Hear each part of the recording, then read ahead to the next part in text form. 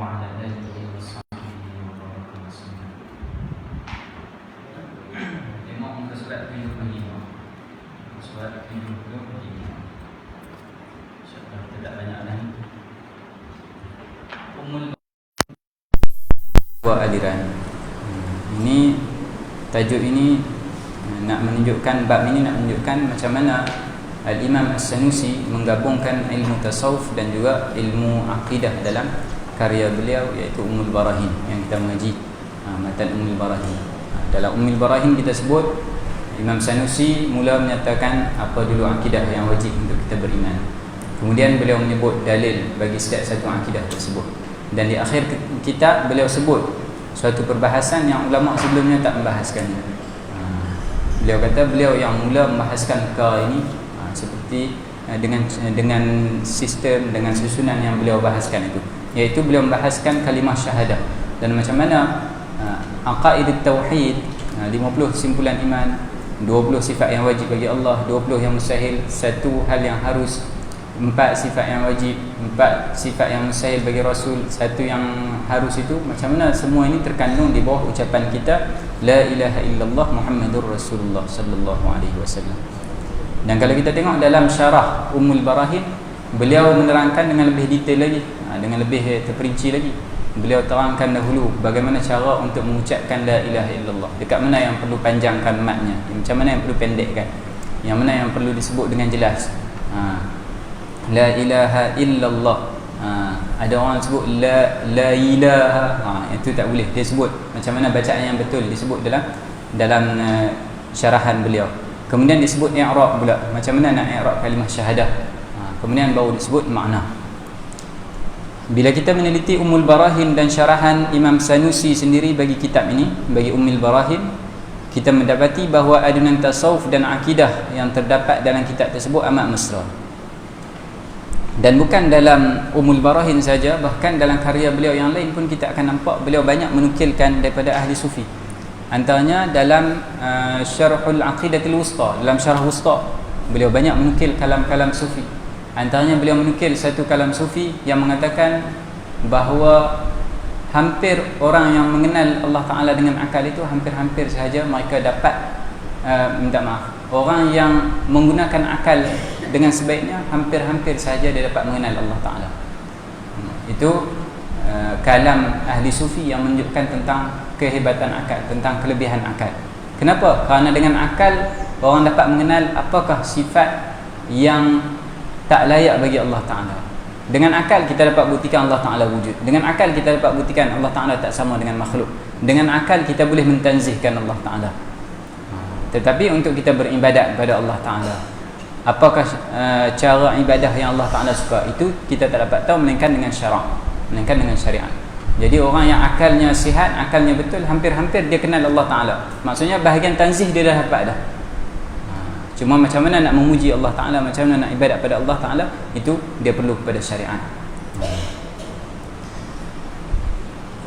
Begitu juga dalam syarahan Sughra-Sughra pun beliau banyak menukilkan daripada ahli sufi juga. Bab terakhir dalam kitab beliau ini, dalam Ummul Barahin, yang dikhususkan bagi menerangkan makna kalimah syahadah, tak lain tak bukan adalah cara ataupun kaifiat berzikir. Dengan kata lain, tarikat beliau sendiri dalam berzikir. Macam mana beliau mengucapkan la ilaha illallah, macam mana beliau menghayati la ilaha illallah tersebut, iaitu dengan memahami dan menghayati kesemua sifat-sifat Allah dan Rasul ketika melafazkan dua kalimah syahadah. Asyhadu an la ilaha illallah. Bila diucapkan la ilaha illallah, ay la mustaghniyan an kulli ma siwa wala muftaqiran ilaihi kullu ma'adah illallah. Tidak ada yang tak perlu kepada semua yang selainnya, dan tidak ada yang semua yang selainnya perlu kepadanya melainkan Allah Ta'ala. Sekejap lagi kita akan terangkan makna istighna dan juga iftiqar. Muhammadur Rasulullah, Nabi Muhammad adalah Rasulullah. Kita beriman dengan Rasul tersebut, dengan sifat-sifatnya, beriman dengan apa yang dibawa oleh para Rasul berkenaan dengan hal-hal ghaibiyah. Beliau sendiri telah menjelaskan kepentingan bab terakhir ini yang terkandung di dalamnya manfaat yang besar bagi seorang mukmin. Beliau berkata, ini dalam syarahan beliau, syarah Ummul Barahin, dia kata antara nikmat besar pemberian Allah Dan anugerahnya yang terbaik lagi mulia, dia memberikan kepadaku taufik pada zaman yang penuh dengan kejahilan ini. Beliau menyifatkan zamannya zaman yang penuh dengan kejahilan. Kalaulah Imam Sanusi hidup di zaman kita, Allah Allah, apalah yang dia akan kata. Bagi beliau di zamannya tu zaman yang penuh dengan kejahilan.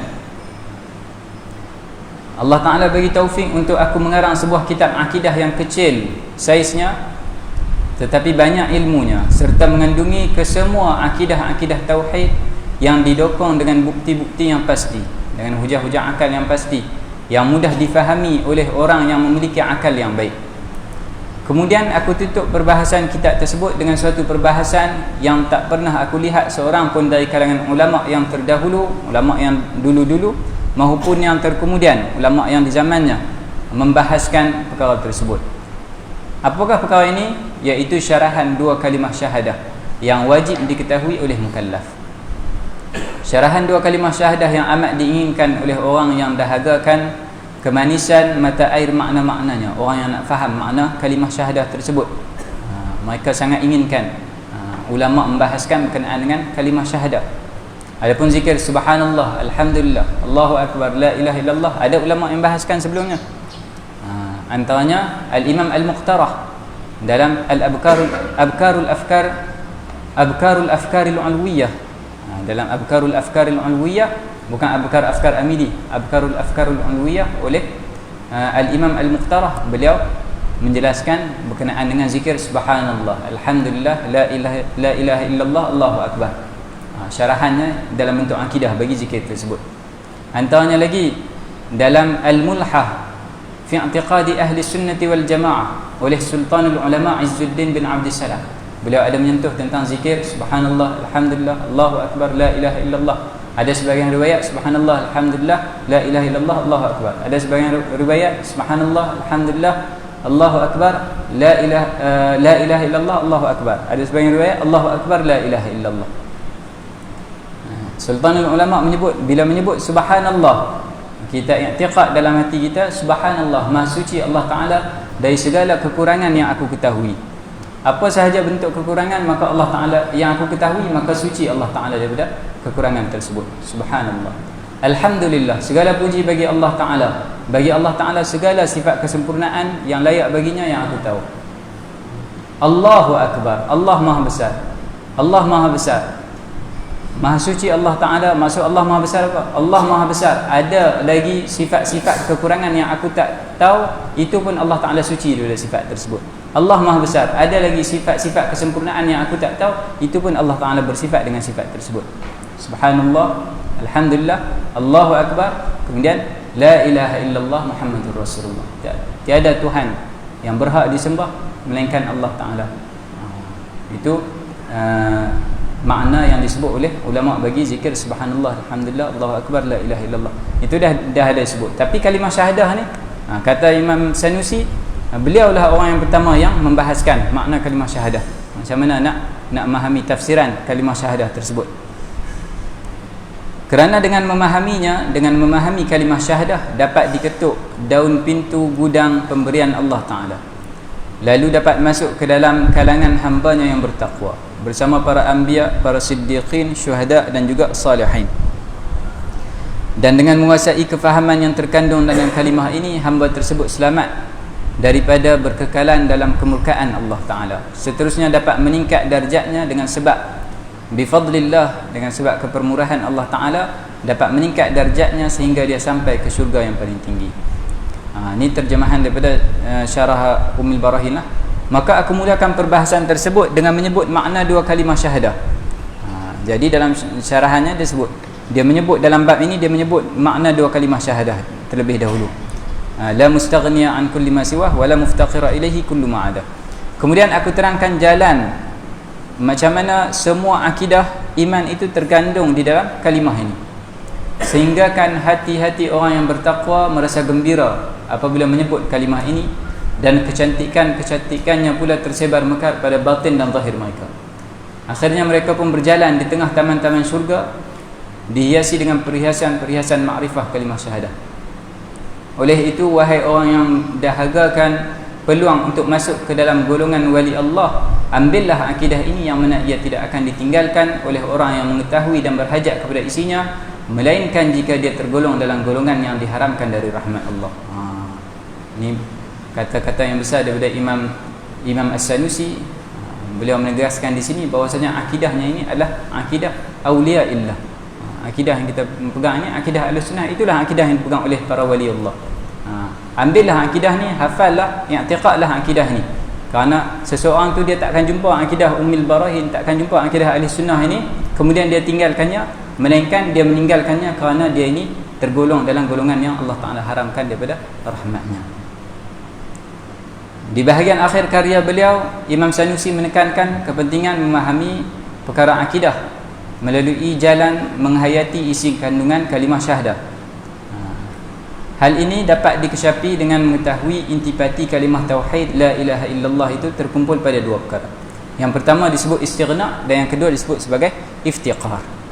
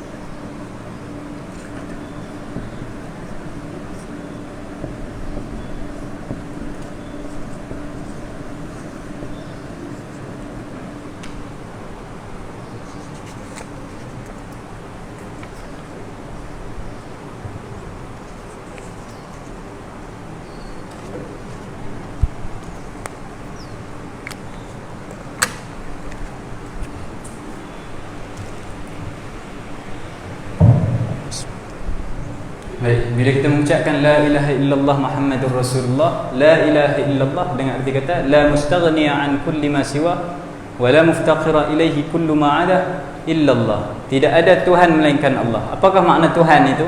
Ilah itu, Tuhan itu adalah zat al-mustaghni an kulli ma siwa, yang terkaya daripada semua yang selainnya. Zat yang tak perlu kepada apa-apa yang selain dirinya.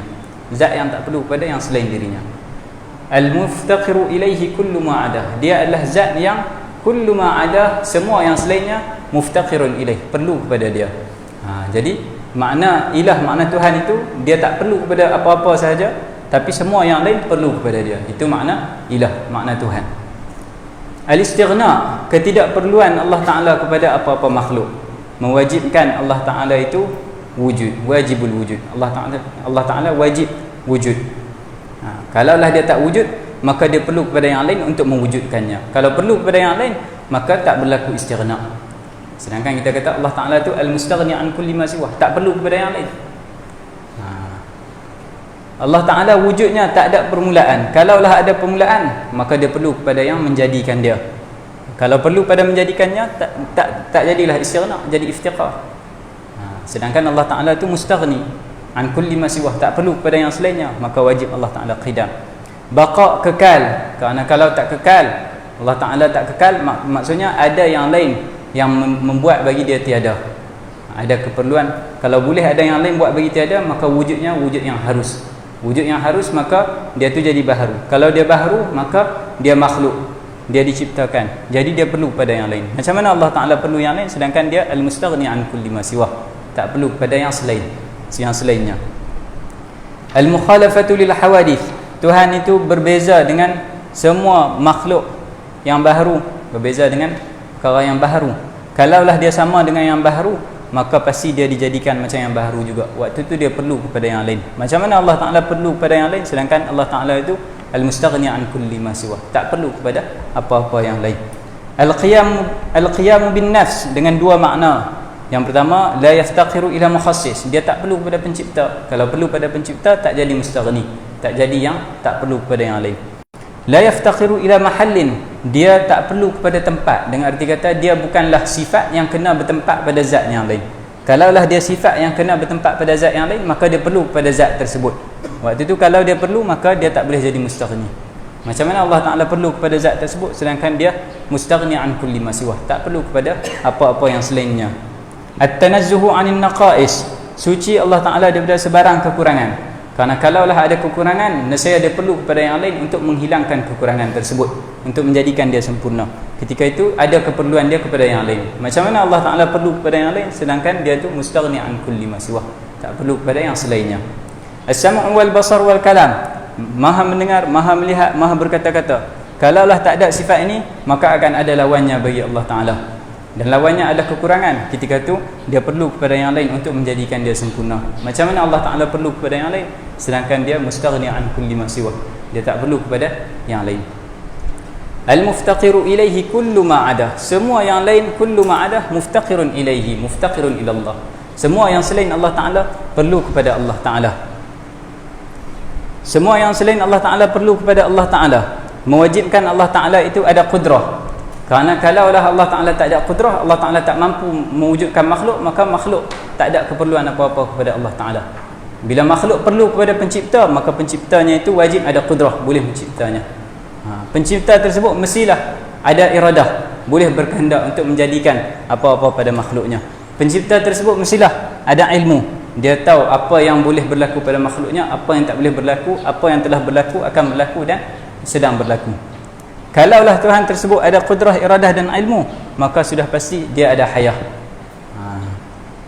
Dan mestilah Tuhan tersebut Tuhan yang satu. Kerana kalau ada banyak Tuhan, makhluk boleh jadi perlu kepada Tuhan yang lain, tak perlu kepada dia. Jadi iftiqaru kulli ma adah ilaihi, keperluan makhluk kepada Allah Ta'ala mewajibkan agar Allah Ta'ala ada sifat ini. Ini ketidakperluan Allah Ta'ala pada makhluk, yang ni keperluan makhluk pada Allah Ta'ala. Ini makna yang terkandung dalam ucapan la ilaha illallah. Muhammadur Rasulullah, Nabi Muhammad adalah Rasulullah, utusan Allah Ta'ala. Bila Nabi sebagai utusan Allah Ta'ala, maka apa yang dibawa oleh Nabi adalah perutusan daripada Allah Ta'ala. Nabi bawa keimanan dengan para anbiya, maka wajib kita beriman dengan para anbiya. Nabi bawa risalah, beriman dengan para malaikat, kita beriman dengan para malaikat. Bawa risalah, beriman dengan kitab-kitab, kita beriman dengan kitab-kitab. Beriman dengan hari akhirat, kita beriman dengan hari akhirat. Secara umumnya semua risalah yang dibawa oleh Nabi maka wajib untuk kita beriman. Dan Nabi ini mestilah kita kena ketahui kebenarannya, dan cara kita mengetahui kebenarannya melalui jalan mukjizat. Dan mukjizat mewajibkan bagi Nabi ini sifat as-sidqu, sifat benar, as-sidqu. Dan Nabi yang merupakan Rasul ini juga mestilah dia telah menyampaikan, mestilah dia as-sidqu wa tablighu, mestilah dia wajib menyampaikan apa yang Allah Ta'ala perintahkan kepadanya, maka ada sifat tabligh baginya, as-sidqu wa tablighu wal amanah. Dan mestilah dia terpelihara daripada dosa al-amanah, supaya umatnya dapat mengikutnya. Dan yang terakhir mestilah ada al-fatanah, supaya dia dapat menyampaikan risalah al-fatanah. Nanti kita akan tengok sekejap dalam buku tersebut.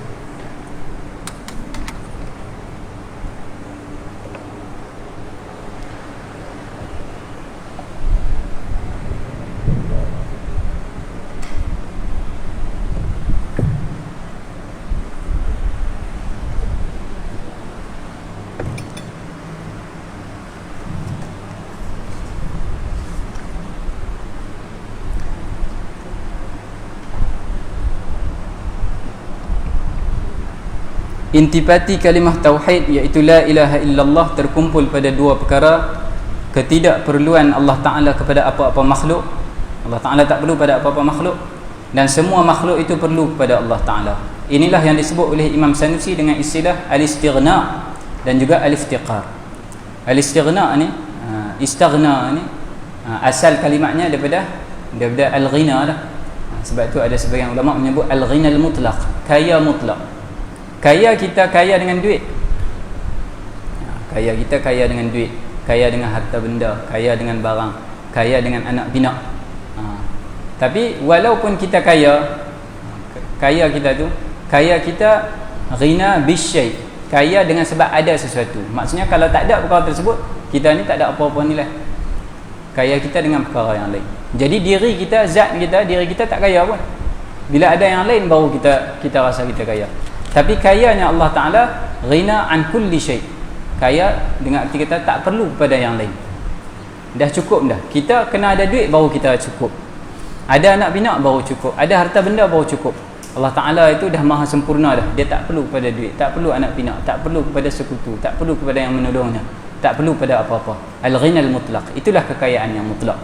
Kerana itulah kita tengok ahli sufi, bila mana mereka cuba untuk takhallaqu bi akhlaqillah, mereka cuba untuk berakhlak dengan akhlak Allah Ta'ala. Kita tengok mereka ni tak ada harta benda, tak ada wang ringgit yang banyak, tapi hati mereka tenang.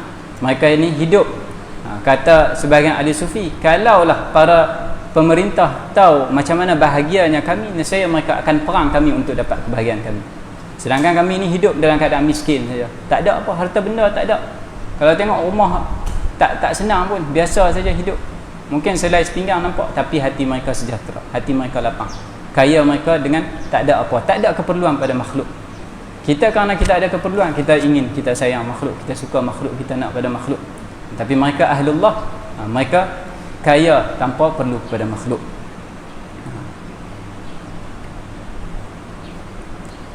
Istighna membawa maksud ketidakperluan Allah Ta'ala kepada apa-apa makhluk, menuntut agar Allah wajib bersifat dengan sifat wujud, qidam dan baqa.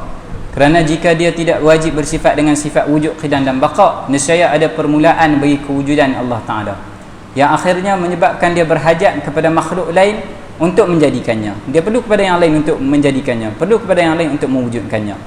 Yang ini jelas mustahil. Kerana apa? Kerana Allah Ta'ala tak perlu kepada makhluk. Keperluan dan keberhajatan kepada yang lain ini merupakan satu kelemahan yang mustahil ada pada Allah. Kerana itulah Allah wajib tak memerlukan dan tak berhajat kepada sesiapa pun untuk mewujudkannya. Dengan memahami ketidakperluan ini, kita telah memahami kewajipan sifat wujud, qidam dan baqa bagi Allah. Begitu juga al-istighna, ketidakperluan kepada makhluk ini mewajibkan agar Allah bersifat dengan sifat mukhalafatuhu ta'ala lil hawadith, berbeza dengan makhluk yang baru. Qiyamuhu binafsih, berdiri dengan sendirinya, iaitu tak perlu pada pencipta, tak perlu pada zat yang lain untuk wujud, seperti mana sifat perlu pada zat yang lain. Suci dari segala sifat kekurangan, juga bersifat dengan sama', basar dan kalam. Kerana jika sifat-sifat ini tak wajib bagi Allah Ta'ala, sudah pasti dia memerlukan sesuatu yang menjadikan dan mewujudkan dirinya. Dia memerlukan kepada zat lain untuk dia ada. Dia berhajat kepada zat lain yang menyempurnakan kekurangannya. Dan semua ini mustahil kerana Allah Ta'ala al-muftaqiru al-mustaghni an kulli ma siwah, tak perlu kepada apa-apa yang selainnya. Al-iftiqar membawa makna keperluan semua makhluk kepada Allah Ta'ala pula, menuntut agar Allah wajib bersifat dengan sifat hayah, qudrah, iradah dan ain. Kerana jika tak ada salah satu daripada sifat ini, nescaya takkan wujud alam, dan takkan ada makhluk yang memerlukan kepada pencipta untuk mewujudkan makhluk tersebut. Apabila ada alam, ada makhluk yang memerlukan Allah Ta'ala untuk mencipta dan menjadikan mereka, maka ketika itu terbuktilah bahawa sifat-sifat ini wajib ada bagi Allah Ta'ala.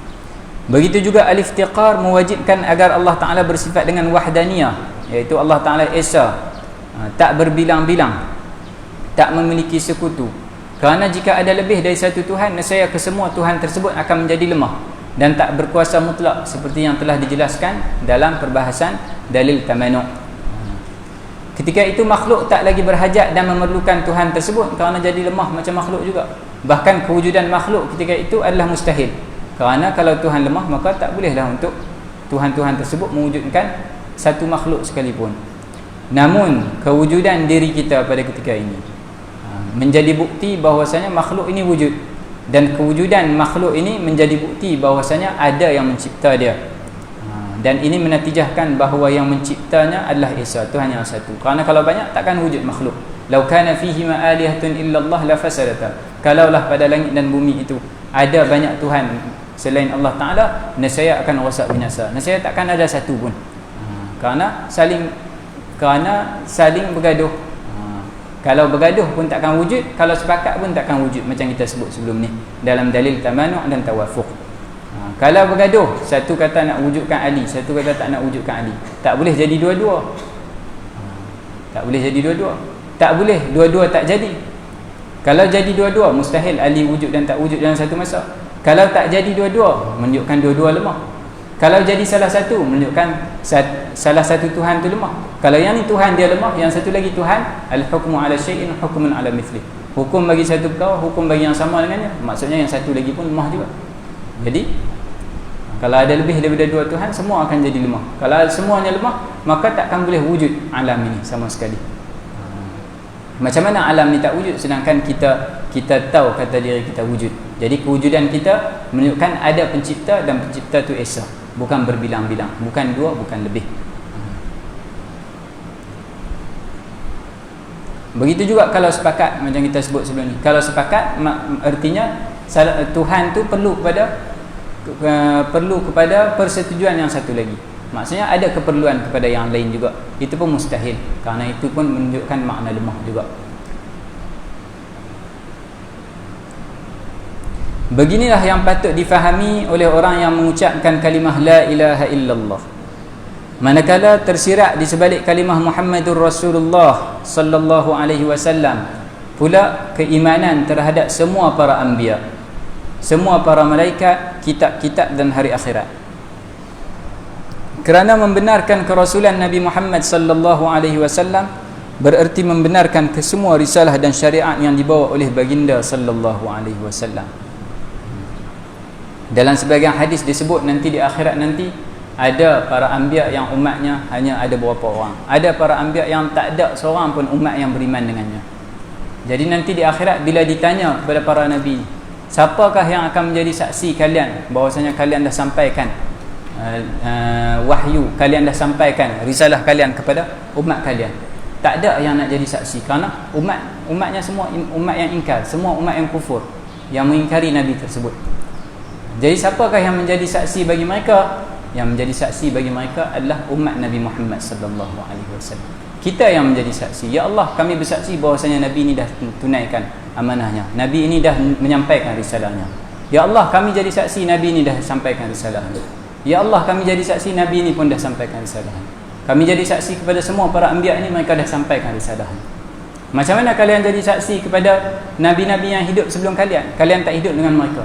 Ya Allah, kami hidup dengan Nabi Muhammad. Nabi Muhammad dah sampaikan kepada kami bahwasanya semua para anbiya dah sampaikan risalah. Itu disebut dalam kitab-kitab yang menyatakan kelebihan khasaisul ummatil Muhammadiyah, kelebihan umat Nabi Muhammad. Antaranya kelebihannya umat Nabi Muhammad menjadi saksi bagi para anbiya yang tak ada umat, yang umatnya ingkar. Di samping pengakuan terhadap kerasulan Nabi Muhammad sallallahu alaihi wasallam mewajibkan agar kita mengakui kebenaran perkataan dan perbuatan baginda sallallahu alaihi wasallam, iaitu kita mengakui sifat sidq bagi Nabi. Ia juga mewajibkan agar Nabi sallallahu alaihi wasallam terpelihara dari melakukan sebarang perkara yang makruh atau yang haram, bahkan yang khilaf aula sekalipun. Kerana jika Nabi sallallahu alaihi wasallam melakukan perbuatan yang dilarang oleh Allah, sedangkan kita dituntut agar mengikut Nabi sallallahu alaihi wasallam, bererti kita diperintahkan untuk melakukan hal yang dilarang. Ini yang kita sebut pagi tadi. Ini bertentangan dengan firman Allah Taala, "Qul innallaha la ya'muru bil fahsya." Allah Taala sebut, "Qul in kuntum tuhibbunallaha fattabi'uni." Ikutlah Nabi Muhammad. Kalaulah Nabi Muhammad buat perkara yang buruk, sedangkan kita diperintahkan untuk ikut Nabi Muhammad, maksudnya kita diperintahkan untuk buat perkara yang buruk, ikut melakukan perkara yang buruk. Macam mana kita diperintahkan untuk melakukan perkara yang buruk, sedangkan Allah Ta'ala kata innallaha la ya'muru bil fahsya.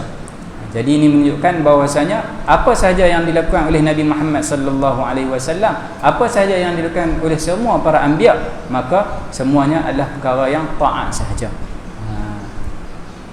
Fa af'aluhum da'iratun bainal wujubi wan nadbi.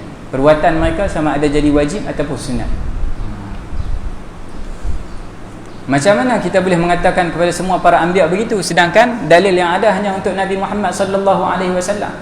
Al-Imam Al-Bajuri menyebut kerana kesempurnaan sebahagian para nabi itu juga kesempurnaan kepada nabi-nabi yang lain. Bila disebut sifat-sifat kesempurnaan bagi sebahagian nabi, contohnya fatanah, kecerdikan, hanya disebut kisah sebahagian para nabi juga, para nabi sahaja, maka kesempurnaan itu pun sabit juga bagi nabi yang lain. Ma thabata li ba'dihim minal kamalat thabata li jami'ihim. Itu kaedah dia. Apa sahaja kesempurnaan yang sabit bagi sebahagian para anbiya, maka sabit bagi semua para anbiya. Oleh itu wajib Nabi sallallahu alaihi wasallam terpelihara dari melakukan hal yang dicegah, dari melakukan perkara yang haram, melakukan perkara yang dosa besar, dosa kecil, yang makruh ataupun yang khilaf aula. Inilah yang disebut oleh ahli kalam dengan istilah amanah. Amanah pula menuntut agar Nabi sallallahu alaihi wasallam wajib menyampaikan segala yang diperintahkan oleh Allah agar disampaikan kepada umatnya. Jadi tabligh itu salah satu daripada juzuk amanah. Masuk dalam amanah juga, masuk dalam ismah juga.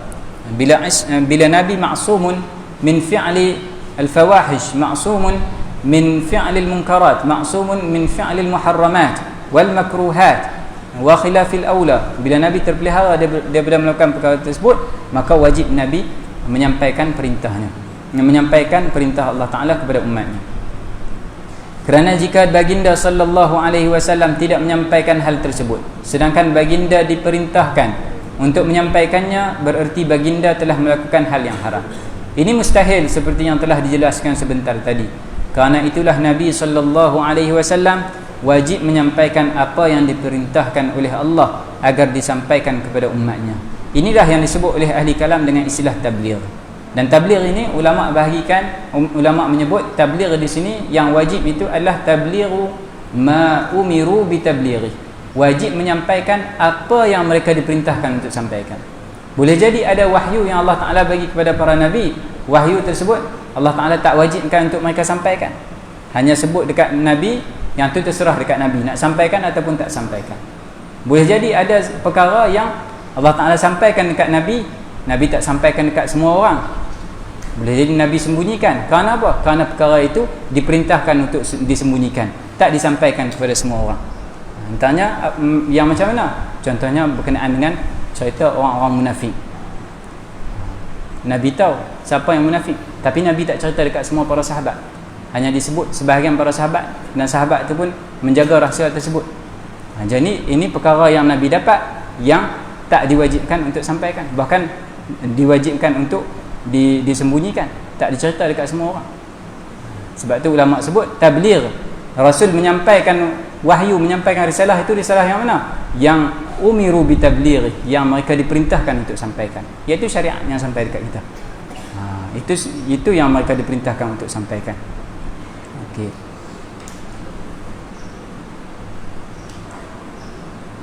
Setelah menerangkan hal ini, Imam Sanusi berkata, boleh jadi kerana ringkasnya kalimah ini, sedangkan dalam masa yang sama ia mengandungi kesemua perkara yang aku sebutkan tadi. Boleh jadi kalimat syahadah kerana dia ringkas, la ilaha illallah Muhammadur Rasulullah sallallahu alaihi wasallam. Dan la ilaha illallah ni, subhanallah, Allah Taala buat la ilaha illallah ni, kita sebut la ilaha illallah, kita tak perlu menggunakan bibir kita tak pakai, begitu juga gigi kita tak pakai. Maksudnya kalau kita buka mulut sikit pun kita boleh ucap dah la ilaha illallah. Try tengok, la ilaha illallah. Pakai lidah aja sebut la ilaha illallah. Jadi kalau zikir la ilaha illallah tu orang tak perasan pun. La ilaha illallah. Okey. Boleh jadi kerana ringkasnya kalimah ini, sedangkan ia mengandungi kesemua perkara yang aku sebutkan tadi, maka syariat menjadikannya sebagai terjemahan Islam. Maksudnya syariat Islam tak menerima keislaman seseorang melainkan setelah dia mengucap dua kalimah syahadah. Kalaulah dia tak mengucapkan dua kalimah syahadah, maka selagi mana dia tak mengucap dua kalimah syahadah, kita tak tahu apa yang ada dalam hati dia. Adakah dia beriman dengan Allah Ta'ala, tak beriman dengan Allah Ta'ala. Memang beriman tu perbuatan hati, tapi nak sah, maksudnya nak boleh jalankan undang-undang Islam pada dia, dia kena sebut la asyhadu an la ilaha illallah wa asyhadu anna Muhammadar Rasulullah. Waktu tu barulah kita boleh letak hukum hakam Islam dekat dia, undang-undang Islam dekat dia. Kalau dia tak mengucap, kena tengok pula adakah dia tak mengucap tu kerana dia enggan, disuruh mengucap enggan. Kalau disuruh mengucap enggan, maka hukumnya hukum orang kafir. Kalaulah dia tak mengucap tu kerana apa? Dia tak mengucap itu kerana tak sempat, contohnya dia dapat hidayah, tak sempat mengucap, mati, maka dia itu dianggap sebagai mukmin fil akhirah, di hari akhirat dianggap mukmin sebab dalam hatinya dah ada iman. Tapi fid dunya hukumnya hukmul kafir, hukumnya hukum orang kafir kerana tak mengucap dua kalimah syahadah. Jadi syariat meletakkan kerana ringkasnya kalimah syahadah ini, dalam masa yang sama, walaupun kalimah syahadah ringkas, terkandung dalamnya semua sifat 20 sifat Nabi yang kita sebut tadi, semua terkandung dalam kalimah syahadah. Kerana itulah Allah Ta'ala menjadikan bukti seseorang itu ataupun syarat seseorang itu nak dijalankan hukum hakam Islam padanya, mestilah dia mengucapkan dua kalimah syahadah. Jadi kalimah syahadah itu menjadi terjemahan iman yang ada dalam hati dia, Islam yang ada dalam hati orang tersebut. Ada juga orang yang mengucap yang kena hukum hakam Islam, tapi di akhirat dia dihukum kafir, iaitu golongan munafik pun ada juga. Dia mengucap, bila dia mengucap, maka hukum hakam Islam akan terkena dekat dia atas muka bumi. Apa yang privilege, apa keistimewaan yang orang Islam dapat, dia akan dapat. Apa taklifat, apa tanggungjawab yang orang Islam kena tunaikan, dia kena tunaikan. Tapi di akhirat nanti dia dianggap sebagai orang kafir sebab dalam hatinya tak ada iman. Syariat tidak menerima keimanan seseorang melainkan dengan mengucapkan kalimah ini. Kalau ada iman sekalipun tapi dia tak nak mengucap, maka dianggap sebagai kufur. Melainkan kalau tak sempat, macam tadi, ada penghalang, tak sempat tadi, maka wajib bagi orang yang berakal untuk memperbanyakkan zikir kalimah ini. Ini cara bagaimana Imam Sanusi kata, macam mana nak berzikir la ilaha illallah. Berzikir dalam masa yang sama menghayati makna yang kita sebut tadi, makna istighna, makna iftiqar. Nak ingat 20 sifat dalam kepala waktu sebut mungkin susah, tapi istighna dengan iftiqar tak susah. La ilaha illallah Muhammadur Rasulullah, la mustaghniya an kulli ma siwa wa la muftaqira ilaihi kullu ma ada illallah. La ilaha illallah. Ingat Tuhan Maha Sempurna, tak perlu yang lain. Semua yang lain perlu pada Allah Ta'ala. La ilaha illallah.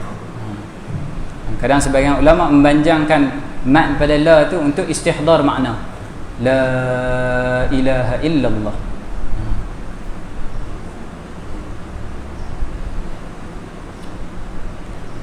Maka wajib bagi orang yang berakal untuk memperbanyakkan zikir kalimah ini, banyakkan zikir la ilaha illallah. Dalam keadaan ketika dia berzikir itu, dia mengingati ke semua akidah iman yang terkandung dalamnya, sehingga kalimah ini beserta makna kalimah ini menyatu dengan darah dan dagingnya. Ini bahasa Imam Ghazali sendiri, Imam Sanusi sendiri.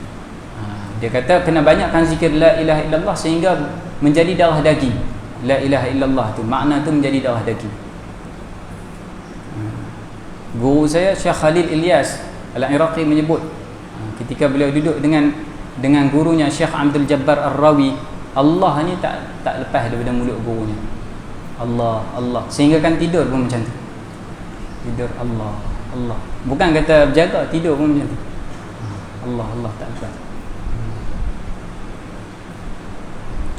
Sesungguhnya dia akan melihat rahsia-rahsia dan keajaiban yang tak terbatas dengan sebab berzikir, mengucap dua kalimah syahadah dengan cara ini, insya-Allah. Ini disebut oleh Imam Sanusi. Jadi tasawuf berteraskan akidah dan kalimah syahadah yang dibawa oleh Imam Sanusi ini telah beliau jelaskan secara terperinci dalam syarahan Ummul Barahin. Beliau menyebut kalimah syahadah, kalimah yang mulia ini mengumpulkan antara tahliyah dan takhliyah. Tengok macam mana Imam Sanusi menggunakan bahasa sufi, menggunakan bahasa tasawuf dalam kalimah syahadah. Dia kata kalimah syahadah itu terkandung dalamnya tahliyah dan juga takhliyah. Tahliyah maksudnya menghiasi diri, takhliyah maksudnya menyucikan diri, penyucian dan penghiasan diri. Satu takhliyah, kita menyucikan diri. Satu lagi tahliyah, kita menghiasi diri kita. Jadi diri yang kotor tu mula-mula kena sucikan, kemudian baru boleh hias. Kalau tak mandi tak apa, pakai bauh minyak wangi pun bau makin busuk. Pening kepala orang bau. Jadi kena mandi dulu, bagi mandi suci bersih, kemudian baru letak minyak wangi, pakai perhiasan. Mula-mula orang yang mengucapkan kalimah ini, dia menyucikan dan mengusir dari hatinya ke semua lintasan hati yang salah. La ilaha illallah, la ilaha illallah. Dia buang semua lintasan hati yang salah itu, dibuang. Serta ke semua makhluk yang menjadikan dirinya sebagai hamba kepada makhluk itu. Kalau selama ni kita ligan dunia, kita kejar dunia, kita cari duit, kita cari pangkat, kita cari kemasyhuran, kita cari ilmu, kita sebut nama ilmu, tapi sebenarnya kita nak kemasyhuran daripada ilmu tersebut. Kalau kita duduk di tengah orang, walaupun kita ada banyak ilmu, tapi kalau orang tak tahu ilmu tersebut, kita rasa tak puas hati. Orang tak layan kita sebagai ulama, kita rasa tak puas hati. Maksudnya ilmu tersebut bukanlah kita nak ilmu tersebut, tapi kita nak kemasyhuran. Kita nak orang letak kita VVIP dengan sebab ilmu. Jadi ilmu tu bukanlah matlamat utama kita. Matlamat utama kita nak jadi VIP. Matlamat kita nak ada pangkat di sisi orang. Jadi ilmu kita tu ilmu yang salah, ilmu yang korak, ilmu yang tak betul. Jadi apa sahaja yang menjadikan diri kita sebagai hamba kepada dia, harta kita ke, ilmu kita ke, pangkat kita ke, kita sucikan hati kita daripada semua lintasan ini. La ilaha illallah, tidak ada Tuhan yang sebenarnya melainkan Allah Ta'ala. Bukan harta aku, bukan ilmu aku, bukan pangkat aku. Seperti pangkat, harta, perempuan, anak-anak, duit, pujian, kejian dan yang seumpamanya. Pujian dan kejian, subhanallah. Kita mungkin akan rasa mudah untuk buat taat bila orang puji. Banyak orang puji kita, kita mudah untuk buat baik. Tapi bila orang sebut yang buruk dekat kita, kita pun malah tak mau buat baik dekat orang ni. Maksudnya baik dan buruk itu, pujian dan kejian itu yang menjadi Tuhan kita, dalam bahasa yang agak kasar. Kita ikut pujian dan kejian tersebut. La ilaha illallah, tak ada Tuhan yang sebenarnya melainkan Allah Ta'ala sahaja.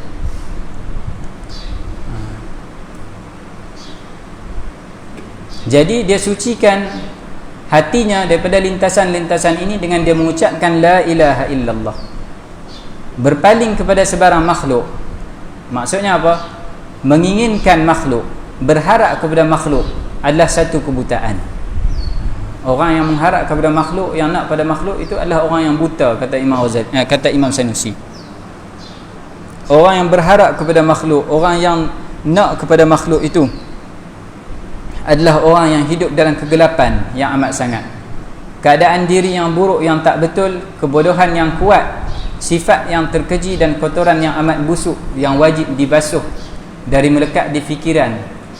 Basuhannya dengan cara macam mana? Dengan cara berulang kali dan bersungguh-sungguh mengucap la ilaha illallah. agar hati bersedia untuk terzahir dengan cahaya ma'rifatullah yang bergemerlapan. Al-Imam Al-Ghazali radhiyallahu anhu wa rahimahullah menyebut hati kita ni umpama cermin. Cermin ni kalaulah dia kotor, kalau dah dia banyak habuk, banyak kotoran, maka dia tak dapat memamparkan imej yang duduk depannya, perkara yang duduk depannya tak dapat dipaparkan dengan rupa yang betul, dengan rupa yang elok. Jadi hati tu kena digilak, perlu dibersihkan, perlu disucikan. Bila disucikan, barulah akan terpapar gambaran yang betul. Cahaya tu bila kena akan nampak dengan jelas. Imam Al-Ghazali memberi perumpamaan dengan sebuah kisah. Beliau menyebut di dalam kitab Mizanul Amal, beliau menyebut kisah yang berlaku di depan seorang raja. Di depan seorang raja tersebut ada dua kafilah, dua kumpulan, yang satunya daripada Rom, satu lagi daripada China. Mereka ini saling berbangga-bangga dengan kelebihan mereka dalam membina bangunan, dalam buat perkara yang cantik-cantik di depan raja. Jadi akhirnya raja tu mengambil keputusan untuk buat satu pertandingan, untuk kita tengok mana satukah antara mereka berdua ini, mana satukah yang lebih hebat dalam kerja buat mereka. Jadi diletak tabir, letak tirai antara dua golongan. Satu golongan disuruh hias dinding sebelah kiri, satu golongan disuruh hias dinding di sebelah kanan. Dinding zaman tu dinding daripada marmar, batu marmar tu. Okey. Jadi kafilah daripada Rom ni pun keluarkanlah cat-cat yang cantik yang tak pernah ditengok, keluarkan barang untuk memahat, dan mereka mula pahat dan cat dan hias dinding di sebelah mereka. Yang Cina ni semua datang bawa kain buruk. Datang bawa kain buruk lap dinding. Sampai dah siap yang Rom ni. Jadi mereka sebut dekat Sultan, "Wahai Sultan, kami dah siap dah." Cina pun kata, "Kami pun dah siap dah." Sultan kata, "Siap apa? Tak ada hias apa pun. Dari tadi duk lap habuk." Jadi apa yang dijawab? Mereka jawab, "Tak apa Sultan, turunkan tabir, nanti kami buktikan yang kami dah siap." Jadi Sultan pun turunkan tabir, turunkan langsir. Bila turun langsir, semua orang nampak dinding di sebelah Rom ini, dindingnya cantik, ukirannya dengan catnya yang cantik. Tapi bila mereka melihat di sebelah dinding Cina, mereka nampak dinding yang cantik itu tadi bergemerlapan, seolah-olah cermin yang nampak bersinar-sinar dengan gambaran yang ada di sebelah kanan itu tadi. Itulah dua cara untuk orang menghiasi dirinya. Ada cara orang yang dengan cara dia mengaji, dia tahu satu persatu. Ini tariqatul ulama, gaya ulama. Tariqatul hukama, gaya orang yang kuat akalnya, dengan cara dia mengaji. Sikit dia mengaji sampai dia tahu perkara-perkara yang tinggi. Dia tahu adab-adab yang halus, adab-adab yang tinggi. Ada satu golongan lagi yang dengan cara dididik nafsunya, dididik adab dengan cara mujahadah. Akhirnya dua-dua akan dapat natijah yang sama. Yang mana yang lebih mudah? Jalan yang lebih mudah adalah jalan orang yang mendidik nafsunya. Jalan mujahadah, jalan adab, itu yang lebih mudah. Jadi banyakkan zikir la ilaha illallah untuk takhliyah, untuk kita sucikan jiwa kita. Nanti insya-Allah Allah Taala akan bagi futuh. Allah Taala akan buka futuh ni. Kadang orang fikir, oh futuh ni mesti kena karamat, jaga bangun pagi tiba-tiba dah banyak ilmu dah. Memang tak mustahil untuk Allah Taala buat macam tu. Tapi futuh Allah Taala ni jangan kita sempitkan. Ada futuh yang Allah Taala bagi tu kita tak sedar pun yang tu futuh. Antaranya apa? Allah Taala datangkan syekh yang murabbi untuk bimbing kita. Allah Taala datangkan teman-teman yang baik, ahlus sidqi, as-sadiqun, orang-orang yang benar kata mereka, benar perbuatan mereka, benar hati mereka, benar niat mereka. Allah Taala jadikan kita dapat berdamping dengan mereka. Kita dapat duduk dengan orang-orang yang baik. Itu pun futuh juga. Allah Taala jadikan bagi kita. Apabila seseorang telah menyucikan hatinya dengan penafian umum yang kuat, maksudnya bila mana dia menyucikan hatinya dengan menafikan semua perkara yang selain Allah Ta'ala tadi, la ilaha illallah, dan dia telah menunaikan solat jenazah ke atas manusia dan jin. Maksudnya apa? Kalau kita tunaikan solat jenazah kepada seseorang, berarti kita dah tak akan berjumpa dah dengan orang tu, kita akan tinggalkan dia buat selama-lamanya. Jadi maksud Imam Al-Ghazali, maksud Imam As-Sanusi di sini, Orang yang mengucapkan la ilaha illallah sampai ke tahap waktu tu dia dah tak ada pergantungan dengan makhluk lagi dah. Pergantungannya hanya dengan Allah Ta'ala, bukan dengan manusia, bukan dengan jin, bukan dengan makhluk. Ketika itu dia akan menghiasi, waktu itu bila dah suci jiwanya, barulah dia boleh hiasi hatinya, tahliyah. Boleh hiasi hatinya dengan macam mana? Dengan mendapat anugerah, dia dapat masuk ke dalam hadratullah, iaitu bahasa mudahnya dapat mendapat ma'rifatullah, dapat mengenal Allah Ta'ala, dapat mengenal Allah Ta'ala. Yang selama ni kita baca, yang sekarang ni kita mengaji 2 hari ni sifat 20, kita baca baru, kita baca dan hafal. Yang saya sebut tu saya baca dan hafal, bukan rasa lagi. Tapi kalau berterusan dia mujahadah dirinya la ilaha illallah, dia akan sampai tahap dia akan masuk ke hadratullah, dia akan rasa perkara tersebut. An ta'budallaha ka'annaka tarah, ka'annaka tarah, seolah-olah dia nampak Allah Ta'ala. Tak kala mana hatinya bergembira dengan memperolehi cahaya hakikat, sedangkan manfaat hakikat ini bergantung kepada pengamalan hukum hakam syariat. Pengamalan syariat ini pula tidak akan berlaku melainkan dengan selalu menyebut pemilik syariat ini yang merupakan penyampai perintah Allah Ta'ala, Nabi kita Nabi Muhammad sallallahu alaihi wasallam. Maka dia perlu mengakui dan menetapkan kerasulan baginda. Maksudnya apa? Sekarang dia dah ucapkan la ilaha illallah, dia dah ucapkan la ilaha illallah, dia dah mengakui keesaan Allah Ta'ala, ketuhanan Allah Ta'ala. Tetapi hakikat yang dia dapat itu, dia takkan dapat manfaat daripada hakikat itu selagi mana dia tidak mengikut sahibus syariah, selagi mana dia tak mengikut Nabi Muhammad. Kerana Nabi Muhammad lah babullah, Nabi Muhammad lah pintu untuk menuju kepada Allah Ta'ala. Tidak ada pintu yang lain melainkan dengan mengikut syariat Nabi Muhammad sallallahu alaihi wasallam. Jadi ketika itu dia perlu untuk mengakui kerasulan Nabi kita Nabi Muhammad dengan mengucapkan Muhammadur Rasulullah sallallahu alaihi wasallam, agar dia dapat memelihara cahaya tauhid tersebut dengan memasukkan dirinya ke dalam ruang syariat yang terpelihara. Kerana itulah setelah dia mengucapkan la ilaha illallah, dia mengucapkan Muhammadur Rasulullah. Dengan ini jelaslah manhaj yang dibawa oleh Imam Sanusi, sebuah manhaj yang mampu menjadi benteng akidah umat Islam di timur dan barat dunia. Bukan kita di tanah Melayu saja yang mengaji sifat 20. Seluruh dunia semua orang mengaji sifat 20, mengaji kitab Ummul Barahin. Sebuah manhaj yang tak hanya sekadar teori, bukan hanya sekadar kita macam mengaji matematik kita hafal teori macam tu saja, bukan. Bukan hanya sekadar hafalan semata-mata, bahkan ia adalah suatu amalan. Akidah itu adalah suatu amal. Amal apa? Amal hati, fi'lul qalbi, i'tiqad itu yang mesti dilaksanakan oleh hati, yang mana setelah itu akan nampak kesan penghayatannya pada zahir kata-kata dan juga perbuatan mukallaf. Wallahu a'lam. Saya cukup sekadar itu. Yang belakang tu pengenalan ringkas akidah Imam Hawari tu boleh baca sendirilah. Itu hanya mukaddimah sebelum kita masuk ke matan akidah Imam Hawari itu. Okey. Boleh tengok di muka surat sebelum yang terakhir, boleh tengok muka surat 91. Ini sebut sikit sebab banyak kali saya sebut, mungkin ada yang nak cari sumbernya. Muka surat 91, baris yang bawah sekali, Syekh Ahmad bin Mubarak As-Sijilmasi, pengarang risalah fi ta'alluqat as-sifat.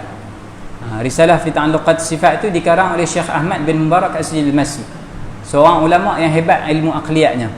Dalam masa yang sama beliau mengaji dengan seorang murabbi yang majdzub, wali yang majdzub, guru dia, Sidi Abdul Aziz Ad-Dabbagh. Jadi setelah beliau mengaji dengan Sidi Abdul Aziz Ad-Dabbagh, beliau menulis sebuah kitab manaqib gurunya yang bertajuk Adz-Dzahabul Ibris fi Manaqibi Sidi Abdul Aziz. Adz-Dzahabul Ibris. Dia menyebut dalam karya ini, tak kala mana Allah mempertemukan aku dengan beliau, dengan Sidi Abdul Aziz Ad-Dabbagh, aku bertanya kepada guruku ini tentang akidahnya. Ulama berhati-hati nak pilih tok guru, bukan semudah tu nak pastikan betul ataupun tak betul tok guru ni, ikut syariat ataupun tidak. Jadi ditanya tok guru dia, apa akidah tok guru ni, Sidi Abdul Aziz ni, apa akidah tok guru? Maka beliau pun menyebutkan kepadaku akidah ahli sunnah wal jamaah. Tak beliau tinggalkan walaupun satu akidah tersebut, semua beliau sebut. Beliau pernah berkata kepadaku, sesungguhnya tidak diberikan futuh kepada seseorang hamba melainkan jika dia berada di atas landasan akidah ahli sunnah wal jamaah. Seseorang itu nak dapat futuh, mestilah di atas jalan akidah ahli sunnah wal jamaah. Macam mana ada nampak orang yang seolah-olah ada karamat? Itu bukan futuh. Boleh jadi itu istidraj. Akidahnya salah, itu menjadi istidraj bagi dia. Tidak ada bagi Allah Ta'ala tak mempunyai wali yang berakidah dengan selain akidah mereka, selain akidah Ahlussunnah wal Jamaah. Semua wali-wali Allah, akidah mereka adalah akidah Ahlussunnah wal Jamaah. Jika dia berakidah dengan selain akidah Ahlussunnah wal Jamaah sebelum mendapat futuh, kalaulah akidahnya akidah ahli bid'ah, bila mana Allah Ta'ala angkat dia menjadi wali, diberikan futuh, maka wajib dia bertaubat dan kembali kepada akidah Ahlussunnah wal Jamaah setelah mendapat futuh. Nescaya Allah Ta'ala akan tarik dia kepada akidah yang benar. Aku berkata, Syekh Ahmad bin Mubarak As-Sijilmasi berkata, begitulah juga yang dinyatakan oleh Badruddin Az-Zarkashi di dalam syarah Jami' al-Jawami'. Jadi bukan tok guru dia saja yang kata. Imam Zarkashi, wa huwa man huwa fi ilmihi wa makanatihi, Syekh Badruddin Az-Zarkashi.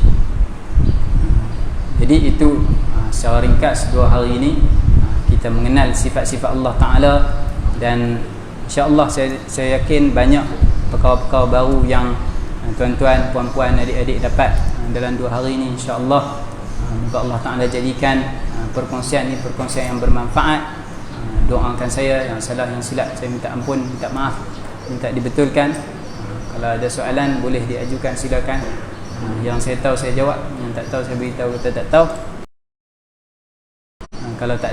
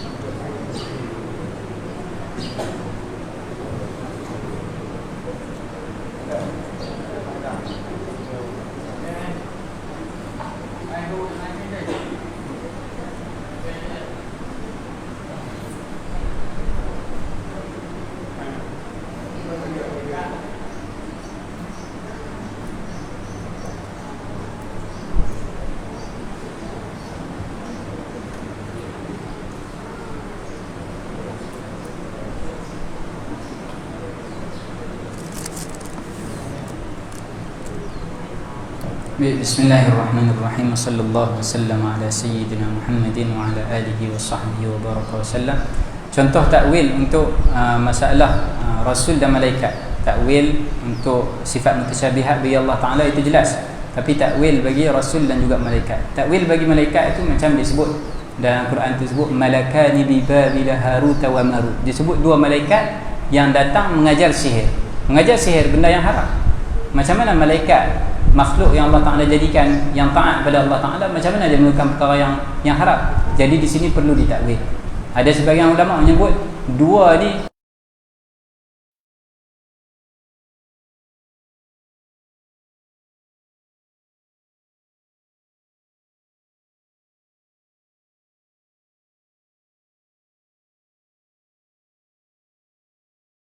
mereka ajar sihir, tapi bukanlah dengan tujuan supaya diamalkan sihir tersebut. Tapi tujuannya untuk apa? Tujuannya supaya orang dapat bezakan yang mana satu sihir, yang mana satu mukjizat. Jadi itu takwilannya. Kalau ambil secara zahir, mereka ajar sihir, jadi sesat, ajar benda yang haram. Tapi ini diajar bukan untuk diamalkan, diajar untuk diketahui boleh beza mana satukah mukjizat, mana satukah sihir. Kadar yang wajib untuk dipelajari sifat 20. Sifat 20 banyak yang kita mengaji dalam kitab ni, boleh jadi 70%-nya tu, yang tu tak masuk kadar yang wajib dah. Kadar yang wajib tu kita beriman. Macam mana yang kadar yang wajib? Syekh Abu Salim Al-Ayyashi, pengarang Rihlah Ayyasyiyah tadi, yang kita nukilkan kalam Imam Qurani tadi, di dalam kitab beliau yang lain yang bertajuk Al-Hukmu bil Adli wal Insaf Ar-Rafi'u lil Khilaf fima waqa'a baina ulama'i sijil masah min al-ikhtilaf. Panjang tajuk kitabnya tu. Dia menceritakan tentang khilaf yang berlaku di sijil masah, kerana ada seorang pendakwah ketika itu keluar dan tanya orang, tahu tak sifat 20? Tak tahu sifat 20, jatuh kufur. Dia mengkufurkan orang pada ketika itu. Jadi banyak ulama yang khilaf pada ketika itu, betul ataupun tidak cara dia buat ni. Jadi kata Syekh Ayyashi, kadar yang wajib maksudnya macam mana nak sah iman seseorang itu? Semua orang Allah Ta'ala bagi kemampuan akal tak sama, itu yang pertama. Yang kedua, Allah Ta'ala tak bagi kemampuan lisan yang sama. Tak semua orang boleh kalau minta duduk kat depan boleh cakap macam saya. Ada asatizah yang lain yang boleh cakap lebih sedap daripada saya, boleh sampaikan lebih jelas daripada saya. Jadi kemampuan untuk menyebut apa yang ada dalam hati itu tak sama bagi semua orang. Jadi macam mana nak tahu seorang itu beriman ataupun tidak? Jumpa dia tanya, makcik beriman tak kata Allah Ta'ala ni, Tuhan kita ni ada? Dia kata ya. Betul tak makcik, Tuhan kita ni tak ada yang cipta dia? Dia dah ada, sedia ada dah. Kemarin ada, 2 hari lepas ada, sebelum alam diciptakan ada. Tak ada ketika pun yang Tuhan ni tak ada, sentiasa ada. Dia kata ya, betul. Betul tak makcik yang Tuhan kita ni esok dia tetap ada, lusa tetap ada, dia berterusan ada, takkan ada penghujung bagi Tuhan ni. Tuhan ni akan terus ada. Betul tak makcik? Betul. Makcik, betul tak Tuhan ni dia tak sama macam makhluk, sikit pun tak sama macam makhluk? Betul tak? Betul. Macam tu seterusnya, kita sebut satu persatu sifat tu, kita yang tolong sebut baginya. Kalau dia kata ya betul, dia kata ya betul, maka waktu tu bila sempurna sah iman dia. Kerana iman tu adalah i'tiqadun fil qalbi, i'tiqad yang dalam hati, dan tak semua orang mampu untuk mengungkap perkara tersebut dengan fasih. Tapi bila disebut, dia tahu, dia kata ya betul. Disebut semua sifat-sifat tersebut, dia kata ya betul, beriman, maka waktu itu dah sah iman dia. Jadi kadar yang wajib untuk dapat tu je, dapat yang i'tiqad tu je, kadar yang wajib. Kadar mana yang kufur? Kadar yang kufur tu bila ditanya, makcik betul tak Allah Ta'ala ni ada, Tuhan kita ni ada? Makcik mengaji dulu macam tu, tak tahu betul ke tak? Tok guru makcik sebut macam tu. Yang tu ada problem. Jadi ulama letak dhabit, ulama letak macam mana cara nak kenal dia ada i'tiqad ataupun tidak. I'tiqad itu sekira-kira kalaulah gurunya itu, taklid yang sah itu, sekiranya kalaulah gurunya itu jadi kufur, murtad, gurunya ajar sifat 20, sebut dekat dia wujud, qidam, baqa', dia pun hafal wujud, qidam, baqa' waktu tadika ni dia hafal, tahu makna wujud ada, qidam sedia, baqa' kekal, mukhalafatu ta'ala lil hadis, bersalahan Allah Ta'ala dengan yang baharu, dia hafal lagu tersebut, nasyid tersebut dia hafal, dia ingat maknanya, dia pegang dalam hatinya. Kemudian dia besar sikit, dia dengar kata tok gurunya ni murtad, na'udzubillah min dzalik, tok gurunya murtad. Adakah akidahnya berubah ataupun tidak? Kalaulah dia masih berpegang dengan perkara tersebut, maka itu dikira taklid yang sah. Dia taklid perkara yang betul dan akidahnya tak tergugat, dia tak terkeluar dari agama Islam, dia sah. Tapi kalau berubah, ikut tu sebab apa? Sebab orang kata macam tu, maka dia pun ikutlah macam tu. Kalau orang kata yang lain, dia pun ikut yang lain. Kalau tok guru dia berubah, maka dia pun berubah. Itu yang tak selamat, taklid yang tak selamat. Jadi kadar yang wajib itu tak susah pun. Bila ulama mewajibkan untuk tahu dalil akal itu pun tak susah. Dalil akal yang macam mana? Dalil akal yang diketahui oleh orang-orang yang duduk di kampung-kampung badui-badui. Dalil yang macam mana? Dalil yang macam al-ba'ratu tadullu 'ala al-ba'ir. ada najis unta, tunjuk kata ada unta. Ada alam ni mestilah ada Tuhan. Tu je. Kadar tu saja. Ada alam ni mestilah ada Tuhan. Mestilah Tuhan tu maha mengetahui, mestilah maha berkuasa. Itu saja kadarnya. Sebab tu dalam kitab-kitab Jawi sebut dalilnya baharu ada alam ini, ada alam ini. Itu je kadar yang cukup untuk orang awam. Sekadar itu saja. Cuma di zaman sekarang ni banyak syubhat-syubhat. Jadi kita perlu tambahkan lagi ilmu kita. Macam saya selalu sebut, makanan ni kita makan kecil, kita makan bubur saja. Besar sikit kita makan nasi. Dulu kita makan susu, minum susu saja. Lepas tu kita makan bubur, kita makan nasi. Dah makan nasi, kita makan lauk ayam pula, ayam goreng, ayam masak merah, masak lemak cili api, nasi apa, nasi dagang, nasi rabu, semua kita makan. Tetapi kita mengaji akidah kita, wujud qidam baqa. Naik sekolah menengah, wujud qidam baqa. Universiti, wujud qidam baqa. Dah tua, wujud qidam baqa tak bertambah. Jadi kena upgrade. Kena upgrade. Macam mana makan kita upgrade, ilmu kita, akidah kita pun kita upgrade juga.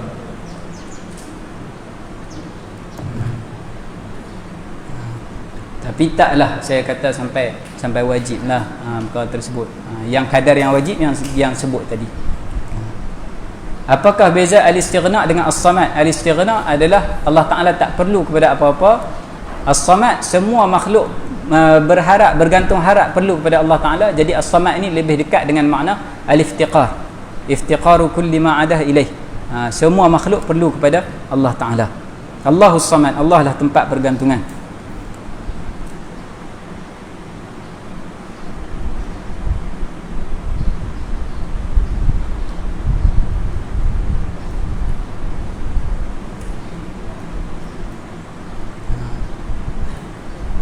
Baik, ada persoalan. Macam mana kalaulah ada orang kafir bertanya kita?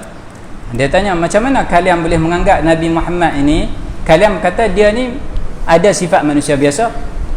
Dia ada sifat manusia biasa, tapi macam mana kalian kata dia takkan lakukan silap? Satu pun dia tak ada lakukan silap.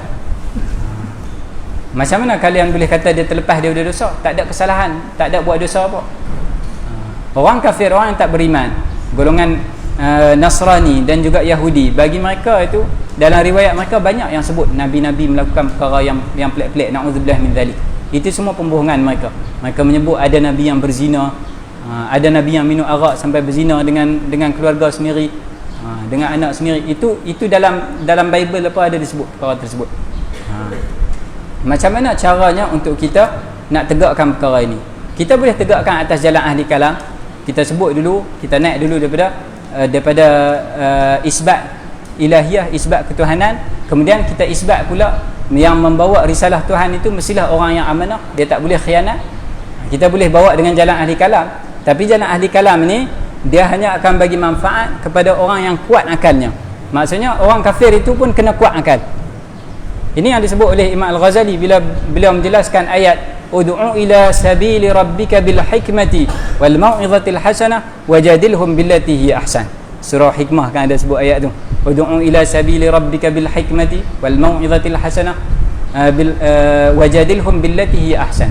Setiap satu cara itu ada golongannya. Bukan semua orang kita boleh letak mau'izah hasanah. Bukan semua orang kita boleh letak hikmah. Bukan semua orang kita boleh letak mujadalah. Orang kafir ni datang dalam bentuk dia nak bermujadalah, ataupun dia nak bertanya, dia nak dapat hikmah di sebalik perkara tersebut. Tapi adakah dia ahli untuk hikmah? Ataupun dia bukan ahli untuk hikmah? Jadi kena tahu dia ahli ataupun tidak. Hikmah, siapakah ahlinya? Ahli hikmah adalah orang yang Allah Ta'ala bagi kekuatan akal. Akalnya lebih kuat berbanding orang lain. Allah Ta'ala bagi kecerdikan yang banyak dekat dia. Dalam masa yang sama dia tak mengikut hawa nafsu. Kalaulah dia ikut hawa nafsu, maka dia akan pertahankan apa yang hawa nafsu dia kata. Dia dah pegang dah dengan akidah dia, dia tak boleh dengar apa yang orang lain kata. Jadi hikmah ada ahli dia. Kalaulah dia ada kecerdikan tapi dia terikat dengan hawa nafsunya, maka dia akan masuk dalam ahlul jadal. Wajadilhum billati hiya ahsan. Kalaulah dia tak terikat dengan hawa nafsu dia nak cari kebenaran, tapi dia tak ada kecerdikan yang banyak, maka waktu itu dia pun tak termasuk dari kalangan ahlul hikmah. Dia masuk dari kalangan ahlul mau'izah. Kita bagi nasihat secara baik, perlahan-lahan disebut nasihat. Jadi cara untuk menyampaikan dakwah, nak menyampaikan kebenaran Nabi sallallahu alaihi wasallam, ada jalan ahli kalam, ada juga jalan yang lain, iaitu dengan tunjuk akhlak. Cara itu lebih baik. Sampai bila dia nampak akhlak kita, macam mana umat Islam begitu jujur, tak pernah menipu, tak pernah bohong, dia kenal kita, tak pernah buat salah. Dan kita sebut inilah yang diajar oleh Nabi aku. Tak pernah ajak pun untuk melakukan satu kesalahan. Kita subhanallah. Kalau ini perangai engkau, macam mana perangai Nabi ni? Macam mana perangai orang yang menjadi ikutan? Dari situ dia akan terbuka hatinya. Dan Imam Ghazali kata, lebih banyak orang masuk Islam dengan akhlak berbanding orang masuk Islam dengan berdebat. Berapa banyak perdebatan yang akhirnya menyebabkan orang lagi memusuhi Islam, lagi memusuhi kebenaran. Allahu a'lam.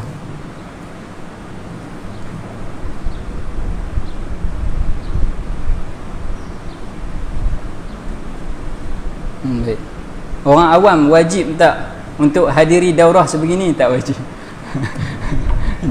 Daurah yang ni tak wajib nak hadir. Tak ada lah wajib.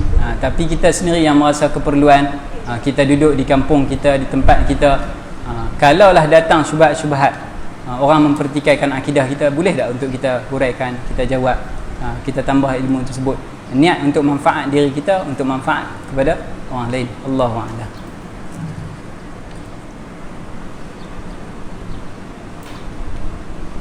Berkenaan dengan zat dan sifat Allah Ta'ala. Okey.